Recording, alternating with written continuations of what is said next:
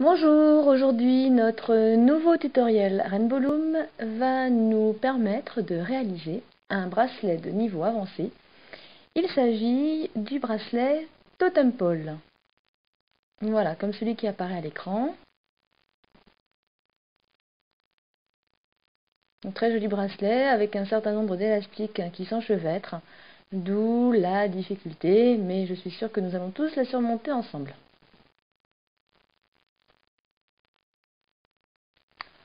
Sans plus attendre, démarrons avec nos élastiques 38A, 22B, 20C. Ici, ce sera du marron, du jaune et du orange. Avec le fermoir, bien entendu, le métier à crochet et le crochet. Le métier à tisser, pardon, et le crochet. Donc préparez votre matériel. Bien entendu, les couleurs sont optionnelles. Vous faites ce que vous voulez avec ce que vous avez et en fonction de ce que vous voulez faire. Plaçons les élastiques.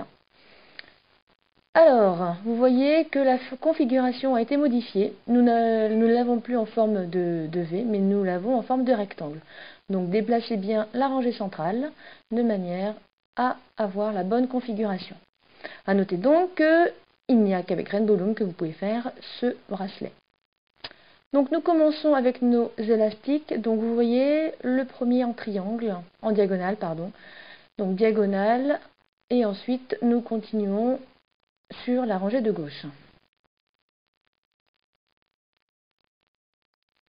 Donc vous remontez toute la rangée de gauche.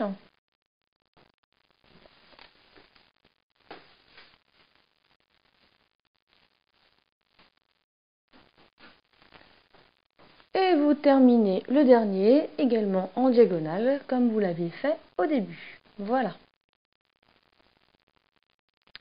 Et donc nous opérons de la même manière vers la droite. Donc pareil, le premier élastique A, donc comme ceci, en diagonale. Et vous remontez sur toute la rangée de droite.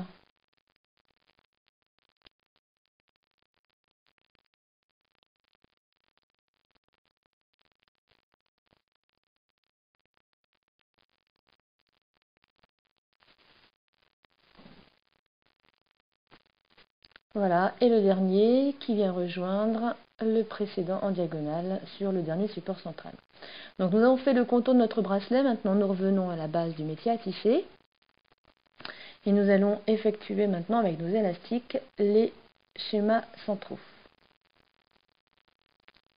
Donc premier élastique qui se met à l'horizontale sur la rangée centrale. Le deuxième à la perpendiculaire, donc de gauche à droite. Et le deuxième dans la prolongation du centre vers la droite. Donc vous voyez donc les deux élastiques jaunes qui se prolongent. Et maintenant nous allons suivre le schéma qui vient d'apparaître à gauche. Pardon. Donc nous commençons avec le 1B, donc un élastique jaune, voilà, de la gauche vers le centre. Le 2B qui vient en fait fermer la forme triangulaire qui apparaît ici à l'écran. Le 3A, donc un marron, voilà, au centre du triangle, comme ceci. Le 4C, donc le orange, voilà, à l'horizontale, de la gauche vers la droite. Et le 5C dans le prolongement du 4C, voilà.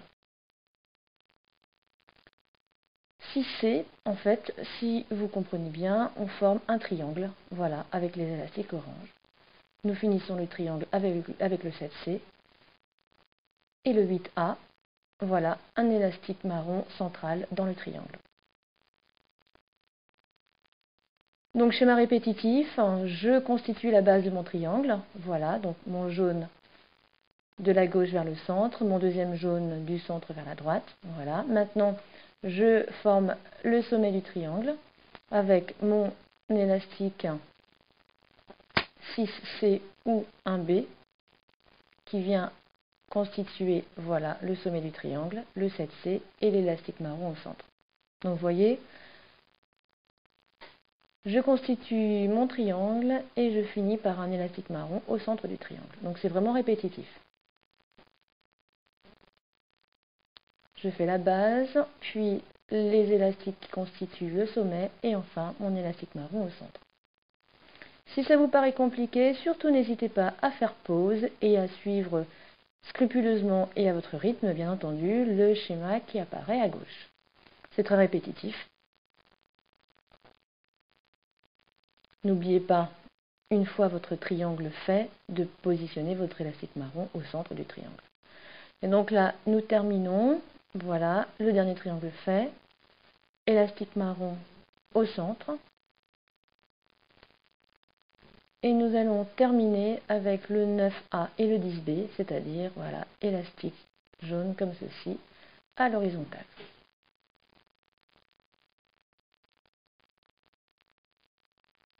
Et nous terminons avec un dernier élastique marron, comme ceci, sur le dernier support central. Et bien entendu, pour bloquer tous ces élastiques, il faut faire un élastique capuchon, voilà, que vous positionnez sur le dernier support central. Nos élastiques ont donc été placés, il va falloir maintenant les manipuler. Donc pour ce faire, vous retournez votre métier à tisser comme vous en avez l'habitude.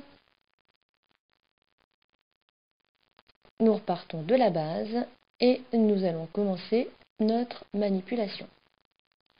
Donc, vous partez du support central et vous venez saisir, voilà, l'élastique qui est à replier sur lui-même vers l'avant. Nous saisissons le deuxième élastique marron qui lui va être replié vers la gauche.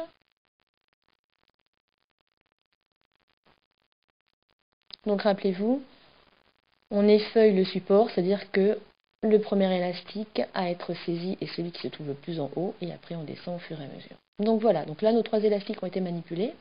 Nous allons maintenant suivre dans l'ordre les élastiques que nous avons positionnés. Donc d'abord un élastique jaune qui se replie vers la gauche et le deuxième élastique jaune qui se replie vers la droite. Maintenant, vous suivez le schéma qui vient d'apparaître à gauche. Donc nous commençons par le 1A, donc élastique marron à gauche, voilà, qui se replie sur lui-même vers le support en avant. Nous faisons la même chose à droite. Voilà. Nous passons sur le support central, même manipulation aussi avec l'élastique marron qui lui aussi se replie vers l'avant.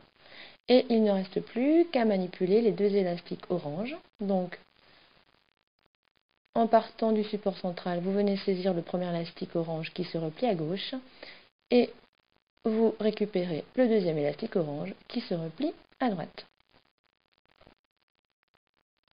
Voilà. Donc là, on a fait le 5C, on passe au 6C, support central, élastique orange qui se replie à gauche, puis le 7C, élastique orange qui se replie à droite. On passe sur la rangée de gauche pour le 8A, donc l'élastique marron qui se replie sur lui-même vers l'avant. Voilà. Le 9A, donc son homologue à droite. Vous revenez au centre. Donc, vous voyez, on fait d'abord tous les élastiques marrons. Voilà. Et maintenant, on s'attaque aux élastiques jaunes qui forment le sommet du triangle. Donc, je replie le premier à gauche et je replie le second à droite. Voilà. Et je finis avec mes deux élastiques jaunes qui composaient la base de ce triangle. Le premier qui se replie à gauche et le deuxième qui se replie à droite. Voilà. Et maintenant, j'attaque à nouveau mes élastiques marrons. Donc, le premier qui est à gauche, que je vais aller replier vers l'avant. Voilà. Je fais son homologue à droite, puis son homologue au centre. Vous voyez, ça devient répétitif. Petite chanson à se remémorer dans la tête, comme ça on sait après dans quel ordre les enlever. Puis mes élastiques orange qui formaient les pentes du triangle, donc je plie le premier à gauche et je plie le deuxième à droite.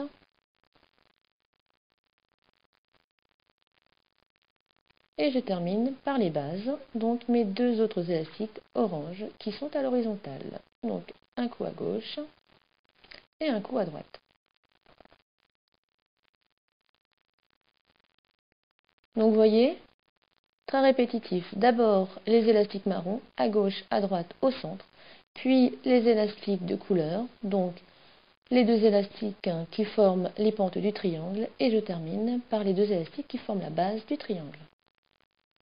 Donc marron, marron, marron, marron gauche, marron droite, marron centre, et puis après jaune ou orange vers la gauche, jaune ou orange vers la droite, et après les deux horizontaux vers la gauche puis vers la droite.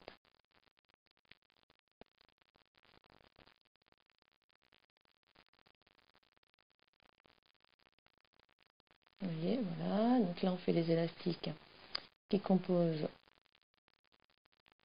les pentes du triangle, et je finis par la base du triangle.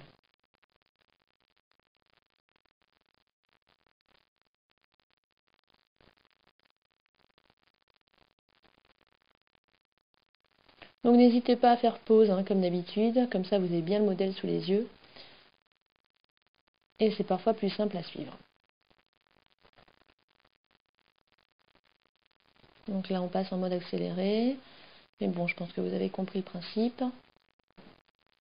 On fait les marrons, puis les couleurs du triangle, voilà, et on repart, on rebascule sur les marrons, gauche, droite, centre, puis orange à gauche, orange à droite, orange à gauche, orange à droite. C'est très répétitif, vraiment, une fois que vous avez bien cette musique en tête, vous y arrivez sans difficulté.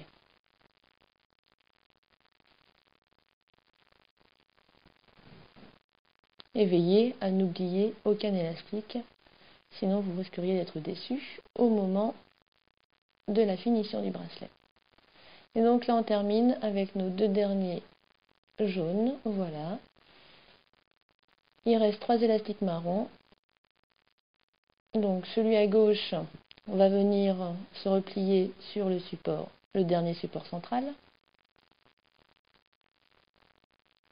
Voilà. On passe à droite, qui se replie également sur le support central. Voilà. Et on repasse au centre.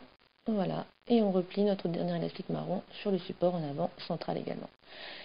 Les élastiques ont été manipulés. Nous finissons maintenant notre bracelet. Donc vous avez l'habitude, vous revenez sur le dernier support central, vous regroupez bien vos élastiques. Voilà. Nous allons faire glisser notre crochet dans la partie creuse de ce support, comme ceci. Y accrocher un élastique sur la partie crochue.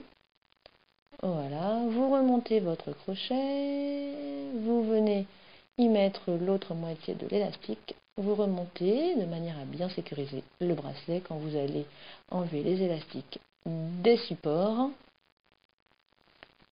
Et voilà, partie la plus sympathique. Vous récupérez votre bracelet au fur et à mesure que les élastiques s'enlèvent de leur support. Vous avez votre bracelet Totem Pole, voilà, très joli bracelet, très joli motif. Il peut être utile de réaliser une petite extension.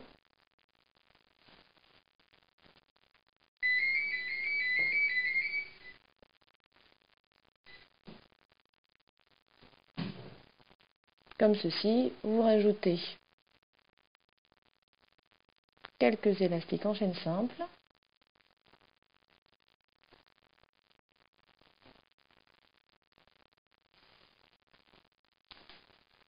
L'élastique capuchon du début, vous allez venir l'accrocher au dernier élastique de la chaîne simple, comme ceci. Et il ne reste plus qu'à manipuler les élastiques.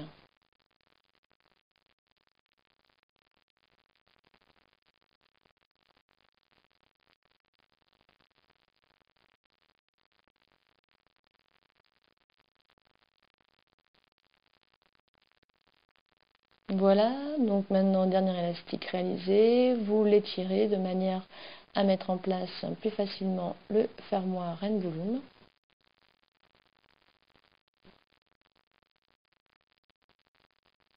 comme ceci. Voilà. Vous enlevez votre chaîne simple des supports. Vous récupérez l'élastique qui était sur le crochet. Voilà. Et vous y insérez l'autre moitié du fermoir de manière à finaliser votre bracelet totem pole. Assurez-vous que les deux moitiés d'élastique soient bien dans le fermoir, comme ceci. Voilà. Et vous venez donc de réaliser un bracelet totem pole de niveau avancé. Félicitations, merci d'avoir suivi cette vidéo et à très bientôt pour un nouveau tutoriel.